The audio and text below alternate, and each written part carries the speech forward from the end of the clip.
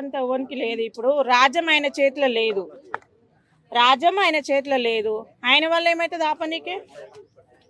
ఆయన వల్ల ఏం కాదు. పేటిఎం బ్యాచ్ ఆపలేరు, ఏటీఎం బ్యాచ్ ఆపలేరు, ఏ బ్యాచ్ ఆయన ఆపలేరు. ఎందుకు ఆపుతారు? ఏం దొంగతనం సినిమాలు తీసిండా, లంగతనం సినిమాలు తీసిండా, ఏం తీసిండా అని ఎందుకు ఆపాలి? అంత కక్ష ఎందుకు కట్టాలి? ప్రజలకు ఇస్తాను హామీలు ఇయ్యనికి జగన్మోహన్ రెడ్డికి చేతగాలే కానీ ఇప్పుడేమి ఇది ఒకటి మాట్లాడుతున్నాడు. గా సినిమాల మీద ఎవడో ఇబ్బంది పెట్టిండు, ఎవడో నన్ను ఏమన్నాడు అవన్నీ టార్గెట్గా పెట్టుకున్నా. అది కాదుగా పెట్టుకోవాల్సింది. నెక్స్ట్ టైం నేను ఎట్లా గెలవాలని ఆలోచించుకోవాలి.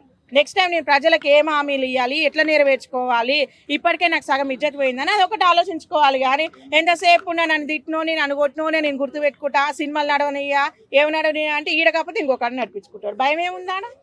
పనికిరాని ఉంటారు కదా, ఇక పనికిరాని కొడుకులు ఉంటారు కదా, వాళ్ళు ఏం చేస్తారు, 100కో 200కో 90కి వస్తాయని చెప్పేసి యూట్యూబ్లో ఇన్స్టాలో రాసుకుంటూ ఉంటారు. దానివల్ల ఒరిగేది ఏం లేదు, దానివల్ల గింత కూడా ఏం మురగదు. రాయి కూడా ఎంతగానో చెప్తేనే శిల్ప అయినట్టు వీళ్ళు ఇంతమంది చెప్తారు, అది నిజమా అబద్ధమా కాదని పోయి చూస్తారేమో వాళ్ళే.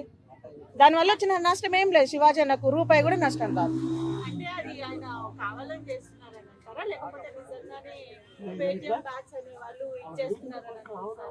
ఇప్పుడు చేపియండి ఎట్లా చేస్తారు, చేపియండి ఎట్లా చేస్తారు, చేపిస్తారు కాబట్టి చేస్తారు. పేటిఎం బ్యాచ్కి ఏంటి ఓడిగాలి? పేటిఎం అయినా కానీ, గూగుల్ పే అయినా కానీ, ఫోన్పే అయినా కానీ పైసలు అయితే కొట్టాలి కదా, మరి అవి ఓడిస్తుండు. తలకాయలు ఏందైతే కాళ్ళు అయితే మనం పోలేం కదా నడుచుకుంటా, మరి అది చేపిస్తారు కాబట్టి అంటున్నారు. అదే ఆయన ఆవేదన ఏంటంటే చాలా మంది చాలా కష్టపడి అంటే పొద్దున్న ఎప్పుడో 6 గంటలకు వచ్చి నైట్ 12 o'clock ఇంటికి వెళ్ళి ఎంతో మందికి ఉపాధి కల్పిస్తున్నాము మేము సినిమాలు తీస్తూ, ఇలాంటి టైంలో ఇట్లా చేయడం ఎంతవరకు కరెక్ట్ అనుకుంటున్నారు? ఉపాధి కల్పిస్తుండు, మరి ఆయన వల్ల 1000 మంది బతుకుతున్నారు, 500కి 600కి ప్రతి ఒక్కరు బతుకుతున్నారు. మంది పొట్టలు కొట్టనికనా వీళ్ళు సీఎంలు అయ్యేది నాకు అర్థం కాదు. ఎవడైనా సరే తెలంగాణోడైనా ఆంధ్రోడైనా కానీ మంది పొట్టలు కొట్టనికనా? దీనికి మిమ్మల్ని సీఎంలో చేసింది.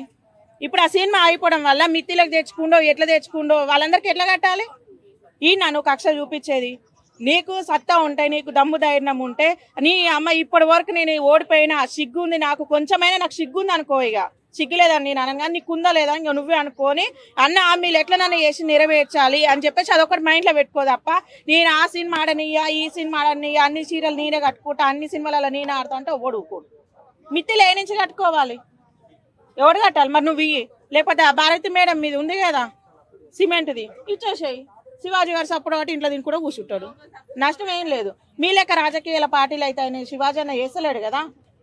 ఇప్పుడు ఆయన వృత్తి ఏంది గదే, నీదేంది రాజకీయము. మరి నీ రాజకీయంలో నీకున్నట్టు ఆయన పని ఆయన చేసుకుంటూ అవుతున్నాయి. ఆయన పనికి ఎందుకు అడ్డం వస్తున్నావు?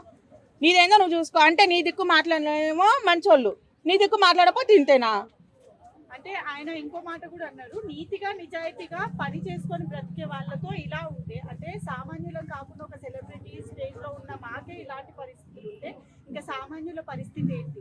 సామాన్యులది గట్లే ఉంది, సాబ్దానాలది గట్లే ఉంది, అందరిది గట్లే ఉంది అమ్మా. సామాన్యులది అట్లే ఉంది, సాబ్దానాలది అట్లే ఉంది. ఎవరిని అభివృద్ధి ఏం లేదు. ఇప్పుడు వాళ్ళనే అంతగానో మధ్య చేస్తున్నారు అంటే సామాన్యులు పోయి అడుగుతారా? అడగలేడు, ప్రశ్నించలేడు. అందుకే కదా అమరావతి ఇస్తా, నేను ఆ ఇస్తా, ఈ అమ్మవారిని ఇస్తా, అమ్మమ్మని ఇస్తా అన్నాడు. ఏమని ఇచ్చిండా? ఎంతమంది బిచ్చపోలు అయిపోయారు, ఏం అభివృద్ధి చేసిండు? శ్రీకాకుళం కానీ ప్రతి ఒక్క ఆంధ్ర కానీ ప్రతి ఒక్క చోట్ల వరదలు వస్తున్నాయి, ఇప్పటికీ వర్షాలు వస్తాయి. ఏం అభివృద్ధి చేసిండు 10 సంవత్సరాల నుంచి? ఏం చేసి చూపించండు? అట్లాంటి దాంట్లో చూపించాలి. మిడిల్ క్లాస్ వాళ్ళు ఎంట వాడతావు, గా సినిమాలో ఎంట వాడతావు, ఎవడన్నా నీకు వ్యతిరేకంగా మాట్లాడతావు వాని మీద వాడతావు. దేనికి నీకు ఇది? రాజు అంటాడు అన్ని ఖర్చులు కాదు పెట్టేది, అభివృద్ధి ఎట్లా చేయాలని ఆలోచించాలి. వాడు అప్పుడు రాజు అవుతాడు. నువ్వు రాజు కాదు, రాజు కింద ఉన్న దూత కూడా పనికిరావు. అదైతే కరెక్ట్ కాదు కదా. వాడేమో అట్లా వీడేమి ఇట్లా మొత్తము ఆంధ్రాని తెలంగాణని ఏడుకాడికి నాశనం చేసి కూర్చుంటున్నారు. మీరేం మనసులో నాకు అర్థం కావట్లేదు. శివాజీ అన్నకి ఇప్పుడు గింత ఈసమంతా కూడా నష్టం ఏం జరగదు. ఖచ్చితంగా ఆ సినిమా ఆడుతుంది, చూస్తూనే ఉండు.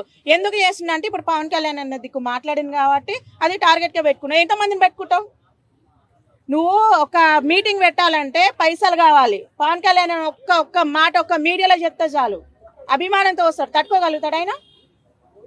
తట్టుకునే శక్తి ఉందా? తట్టుకోనికే శక్తే లేకపోయా నీకు. ఎందుకు ఆయనతోటి ఆత్మలతోటి మాట్లాడతావు, అమ్మమ్మలతోటి మాట్లాడతావు, అక్కడిక్కడ మాట్లాడతావు. ఒక్కటన్నా చక్కగా మాట్లాడతాడు అన్న? అదేవిధంగా శివాజీ గారు ఇంకో టాపిక్ కూడా తీసుకొచ్చారు. సిబిఐ కూడా ఇంటిమేట్ చేస్తానికి ఎవరిపైన అయితే కేసులు నమోదై ఉంటాయో పొలిటీషియన్స్ రాజకీయవేత్తల పైన వాళ్ళందరినీ కూడా సస్పెండ్ చేయాలని చెప్పి నేను మోడీ దాకా తీసుకుపోతాను కూడా వ్యాఖ్యానించారు. దీనిపై మీ స్పందన ఏంటి? తీసుకుపోతాడు, ఎందుకు తీసుకుపోడు? ఆయన భారతదేశంలో పుట్టిండు. ఇప్పుడు ఆ రాజకీయ నాయకులకు ఒక్కరికే కాదు కదా చట్టం అనేది, అందరికీ ఖచ్చితంగా తీసుకోవతాడు. ఖచ్చితంగా యాక్షన్ తీసుకోవాలి. ఏ నుంచి వచ్చినాయి పైసలు, ఎట్లా వచ్చినాయి, ప్రతి ఒక్కటి చెయ్యాలి. ఇప్పుడు సీఎంలు అయితే మాత్రం చేసే హక్కు లేదా? ఖచ్చితంగా చేయాల్సింది. అట్లటోళ్ళకి చేస్తేనే తెలుస్తుంది. అసలు మిత్తి ఒళ్ళేసి చదువుకొని పోవాలి అత్తగారింటికి. ఎంతసేపు నన్ను ప్రశ్నించిన వాళ్ళు నేను జైలు పెడతా, కాలు చేతులు కట్టేసి నేను సముద్రం వల్ల చంపుతానని అడిగేటోళ్ళు లేడు. ఏదో అనుకుంటారు కానీ ఓడే మూకోడు. ఇలా పిచ్చి పిల్లలు ఎవరు లేరు. 2004, 2005లో ఉన్నారు అట్లోటోళ్ళు. ఎడ్డోళ్ళు ఇవాళ రేపు ఎవరు లేరు. శివాజీ గారి సినిమా రిలీజ్ అయిన తర్వాత చాలామంది రిలీజ్ కాకముందే ఆయన ట్రోల్ చేయడం, సినిమా ఫ్లాప్ అని చెప్పడం అనేది కూడా సరైన విధానం కాదు. ఎందుకంటే చాలామంది, నేను కూడా రివ్యూస్ ఇచ్చాను. సినిమా అనేది కేవలం ఒక హీరోకి చెందిన వ్యక్తి విషయం కాదు. అనేక మంది 24 అందులో పనిచేస్తాయి. అవన్నీ కూడా కెమెరామెన్ కావచ్చు, లైటర్స్ కావచ్చు, వీళ్ళందరూ కూడా అందులో పేరు కానీ డబ్బు కానీ ఇవన్నీ అందరికి వస్తుంది. కేవలం ఒకరి మీద మీకు కక్షతోటి ఆ సినిమాను మొత్తం ట్రోల్ చేయడం, లేకపోతే ఆ సినిమా ఫ్లాప్ అయిపోయింది చెప్పే విధానం ఏదైతే ఉందో అది కరెక్ట్ విధానం కాదు. గతంలో కూడా మనకి వ్యూహం సినిమా రివ్యూకి నేను ఐమాక్స్కి వెళ్తే కూడా రిలీజ్ కాకముందే నాకు రివ్యూ ఇవ్వమన్నారు. కానీ నేను ఇవ్వనని చెప్పాను. సినిమా చూడకుండా రివ్యూ ఇవ్వకూడదు, వాస్తవాలు చెప్పాలంటే ఖచ్చితంగా సినిమా చూడాలని చెప్పాను. కానీ నిన్న విజయ్ గారు కూడా, మన శివాజీ గారు కూడా అదే చెప్తారు. ఏమని నేను పట్టుకోలేను. శివాజీ గారు చెప్తారు, సినిమా రిలీజ్ కాకముందే పూర్తిగా వీళ్ళు రివ్యూ ఇస్తున్నారని చెప్తారు. సో కరెక్ట్ కాదు. సినిమా రిలీజ్ కాకముందు మీ అభిప్రాయం చెప్పచ్చు. సినిమా ఎలా ఉంది, బాగుందా, ఫ్లాప్ అయిందా, అటర్ ఫ్లాప్ అయిందా, మీరు సినిమా చూసి చెప్పచ్చు. సినిమా చూడకముందే చెప్పడం అనేది కరెక్ట్ విధానం కాదు. శివాజీ గారు చాలా ఆవేదన చెందారు. ఎందుకంటే శివాజీ గారు సినిమా రంగంలో ఉన్నా సరే ఆయనకి కేవలం సినిమా రంగం నుంచి ఆదాయం లేదు. సో ఆయనకి వ్యవసాయ రంగం ఉంది, రాజకీయ రంగం ఉంది. గతంలో అనేక పబ్లిక్ ఇష్యూ మీద ఆయన ఫైట్ చేశారు. పొలిటికల్గా ఆయనకి సపోర్ట్ కూడా ఉంది. కేవలం సినిమా రంగంలో వచ్చే ఆదాయంతో ఆయన బతకట్లేదు. ఇక్కడ నేను శివాజీ గారికి నేను సపోర్ట్ చేయట్లేదు. కానీ సినిమా చూడకుండానే సినిమాని అంటే అణిసివేసే విధంగా, సినిమాని ఆపివేసే విధంగా రాంగ్ ట్రోల్ చేయడం కరెక్ట్ కాదు. ఎందుకంటే ఆయన పొలిటికల్లో ఉన్నాడు కాబట్టి ఈ అంశాన్ని బేస్ చేసుకొని ఆయన సినిమాని కనుక మనం ఆపగలిగితే ఆర్థికంగా ఆయన నష్టపోయే అవకాశం ఉంటుంది. ఆయన ఎదగకుండా ఉండే అవకాశాలు ఉంటాయని దురుద్దేశంతో చేసే ప్రయత్నం కరెక్ట్ విధానం కాదు. అంటే ఎవిడెన్స్ లేకుండా ఆ విధంగా ఎట్లా వీడియో చేసి పెడతాడు ఆయన అని చెప్పి కొంతమంది నేటిజన్లు అంటారు. జగన్మోహన్ రెడ్డి అభిమానులు అయితే మాట్లాడతారు. ఎటువంటి ఎవిడెన్స్ లేకుండా ఆ విధంగా వైసీపీ కార్యకర్తలు జగన్మోహన్ రెడ్డి గారు పర్టికులర్గా జయించిందని చెప్పి అలా మాట్లాడడం ఎంతో కారణం లేదు. సాధారణంగా ఇప్పుడు ఇరాన్ మీద దాడి జరిగింది అనుకో, అది ఎవరు చేస్తారు? భారత్ దాడి చేసిందని చెప్తే నమ్ముతారా? నమ్మరు. ఎందుకంటే ఇరాన్ మీద ఎవరు దాడి చేస్తారో ఇరాన్ తెలుసు. కాబట్టి ఈ సినిమాని ఎవరు ట్రోల్ చేస్తారు, ఈ సినిమాని ఎవరు రాంగ్గా వ్యూ ఇస్తున్నారు అనేది శివాజీ తెలుసు. తెలియకుండా అనరు. కాకపోతే ఎవిడెన్స్ లేదంటున్నారు. అంటే శివాజీ గారు టీడీపీకి ఫేవర్గా ఉన్నారు కాబట్టి వైసీపీ కార్యకర్తలు ఆ విధంగా మూవీని ఆఫ్ చేసే విధంగా, బ్యాన్ చేసే విధంగా దుష్ప్రచారం చేస్తున్నారని శివాజీ గారు చాలా స్పష్టంగా చెప్పారు. ఆయన చెప్తున్న అంశం కూడా అదే. నేను గతంలో పనిచేశాను. అమరావతి సంబంధించిన ఉద్యమంలో ఆయన పాల్గొన్నారు. విశాఖ స్టీల్ ప్లాంట్ అంశం మీద ఆయన పాల్గొన్నారు. అంటే గతంలో వైసీపీ పార్టీ అధికారంలో ఉన్నప్పుడు ఈయన తెలుగుదేశం పార్టీకి ఫేవరబుల్గా ఉండేలాగా ప్రజా అంశాల మీద మాట్లాడారు. అది వైసీపీ పార్టీకి నష్టమైంది, తెలుగుదేశం పార్టీకి ప్లస్ అయింది. అమరావతి అంశం కూడా చాలామంది నేను మాట్లాడాను. విశాఖ స్టీల్ ప్లాంట్ మీద నేను స్వయంగా వెళ్ళి రిలే దీక్ష చేశాను విశాఖ స్టీల్ ప్లాంట్ దగ్గర. సో ఆయన శివాజీ గారు లేపిన అంశాలంతా కూడా ఆ రోజు వైసీపీ పార్టీకి నష్టం కలిగింది. కాబట్టి ఇప్పుడు వైసీపీ పార్టీ వాళ్ళందరూ కూడా ఆయన ట్రోల్ చేసి, ఇంకో అంశం ఏంటంటే ఎవరో సినిమా రిలీజ్ కాకముందే 3 hours 4 hours ముందే రివ్యూ ఇచ్చారంట. అదొక అంశం తీసుకొస్తున్నారు. జగన్మోహన్ రెడ్డి గారి అభిమానులను పేటీఎం బ్యాచ్ అని పిలవడం గల కారణాలు ఏంటి? అలా పిలవడం వల్ల వాళ్ళ మనోభావాలు కట్ అవుతున్నాయని చెప్పి వాళ్ళు చెప్తారు. ఆయన సినిమా పోయింది, ఆయన సినిమాయే మొత్తం పోయింది. ఇంకా అవతల వాళ్ళ మనోభావాలు ఈయన ఎందుకు పట్టించుకుంటారు? వాళ్ళ మీద అవసరమైతే కేసు వేస్తారంటున్నారు. నేను ఏమంటానంటే శివాజీ గారి మీద మీకు కక్ష ఉంటే అది వేరే రకంగా, సినిమా మీద ప్రయోగించడం వల్ల ఏమవుతుంటే సినిమా మొత్తం దెబ్బతినే అవకాశం ఉంటుంది.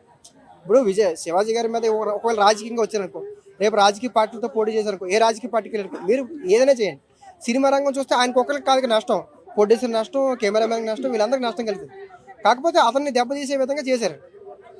అదేవిధంగా ఇప్పుడు ఎవరైతే రాజకీయాల నాయకులపైన సిబిఐ కేసులు ఉన్నాయో, వారి ప్రతి ఒక్కరిని కూడా రాజకీయాల నుంచి సస్పెండ్ చేయాలని చెప్పి నరేంద్ర మోడీ గారి దగ్గరికి కూడా తీసుకెళ్తే ఇష్యూ అని చెప్పి మాట్లాడారు. అంటే ఆ విధంగా చేసే అవకాశం ఉందంటారా? అంటే ఇప్పుడు శివాజీ గారు తీసుకెళ్లి నరేంద్ర మోడీ గారు చెప్తే నరేంద్ర మోడీ గారు అంటే సిబిఐ కేసులు ఎవరైతే ఉన్నారో వాళ్ళందరినీ కూడా రాజకీయ వ్యవస్థలో రానివ్వకుండా ఆయన అడ్డుకట్టి రేపు జగన్మోహన్ రెడ్డి గారు ఏపీ ఎన్నికల్లో కానీ ఎక్కడ ఎన్నికల్లో కానీ పోటీ చేయకుండా అవకాశం ఉండేలాగా అలాంటి చట్టాలు ఎక్కడ లేవు. ఆయన అపోహ వీళ్ళు ట్రోల్ చేశారు కాబట్టి శివాజీ గారు చెప్తే నరేంద్ర మోడీ గారు ఈయన స్థాయి ఎక్కడ ఉంటుంది చెప్పండి. అసలు అపార్ట్మెంట్ దొరకదని చెప్పి కూడా అది దొరికితే దొరకవచ్చు, దొరకకపోతే లేదు. కానీ శివాజీ గారు చెప్తే కోర్టులు చెప్తే కూడా కొన్ని చల్లవు. ఎందుకంటే మనది ప్రజాస్వామ్య దేశం. కొన్ని కేసులు వాంటెడ్గా కావాలనే ఉద్దేశంతో పెడతారు. దానివల్ల మీకు జూబ్లీస్ ఎలక్షన్స్లో కూడా వివాదం వచ్చింది. ఆయన మీద అదని ఇదని వస్తే కవితక్క గారి కేసు కూడా కాబట్టి ఒక కేసు బేస్ చేసుకొని అతను ఈ దేశంలో రాజకీయ వ్యవస్థలో ఉండకూడదు అని మన భారత రాజ్యాంగంలో ఎక్కడా లేదు. అలా అనుకుంటే ఇప్పుడు మీరు రేపు పోటీ చేస్తుంటే మీ మీద ఏదో కేసు పెట్టి మిమ్మల్ని రాజకీయం అలా అనుకుంటే ఇప్పుడు విజయ్ గారి మీద కూడా 4 కేసులు వేసి ఆయన కూడా రాజకీయంలో రాని కూడా చేయొచ్చు. కానీ మన భారతదేశంలో ఉన్న ఓటు హక్కు కావచ్చు, భారతదేశంలో ఎవరైనా ఎమ్మెల్యేగా కానీ ఎంపీగా కానీ ముఖ్యమంత్రిగా కూడా నిలబడే అవకాశం ఉంది. అది మన భారతదేశం యొక్క రాజ్యాంగం యొక్క మూల సూత్రం. కాబట్టి ఆ మూల సూత్రాన్ని ఎవరో ఆపేస్తారంటే అది ఆగే పరిస్థితి కాదు. ఆయన అలా చేయడం వల్ల ఏమవుతుందంటే కొంచెం ఆయన జగన్మోహన్ రెడ్డి గారిని టార్గెట్ చేసి మాట్లాడారు.